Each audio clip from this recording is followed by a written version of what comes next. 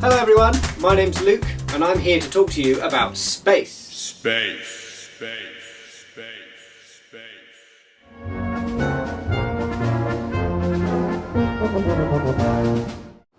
Now, I'm an amateur astronomer, which is really just a fancy way of saying that I like to look at the stars and other things in the night sky. And to do that, I use one of these. Now, who knows what this is? A frying pan. No, not a frying pan. No, it's a telescope. Now, trickier question. What does a telescope do? Cook eggs. Doesn't cook eggs. Who are these people? No, well, it actually does two things. It makes dim things brighter, so faint things, it makes them brighter, and things that are far away, it makes them look closer to us.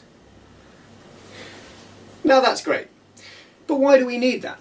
Well, because space is big. I mean, mind-bogglingly big. Everything in the universe is so spread out. Everything is just really far away from us. So we need an instrument that can make it look closer, make it look bigger and brighter than what our eyes can see. Now this is what most of us see when we look at the night sky.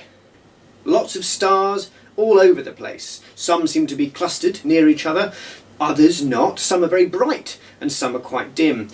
Mostly though, they have the same pattern night after night. However, in ancient Greece, a few thousand years ago, some very clever people noticed that some of the stars were not in exactly the same place night after night. They had moved a little bit, ever so slowly across the sky. Now, the ancient Greeks, they didn't know what these were, so they called them planets, which means wanderer. They were wandering stars.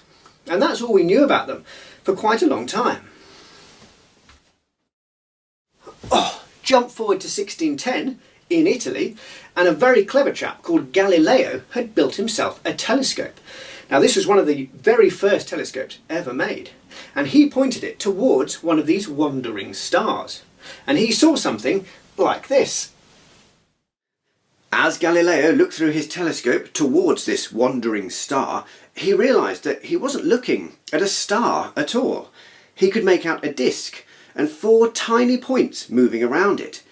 He realised it was another world, something even like Earth perhaps, with 4 moons orbiting around it, instead of just the one that we have. What he was seeing was the planet Jupiter. It's a huge gas giant in our solar system that is 11 times wider than our planet Earth.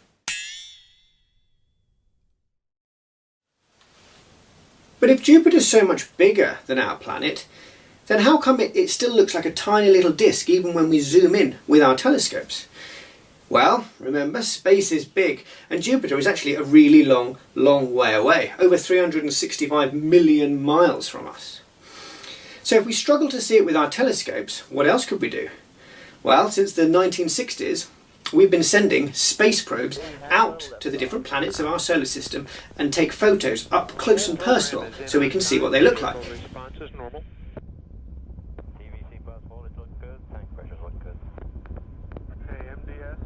Engine program was in on time. Vehicle response was normal also.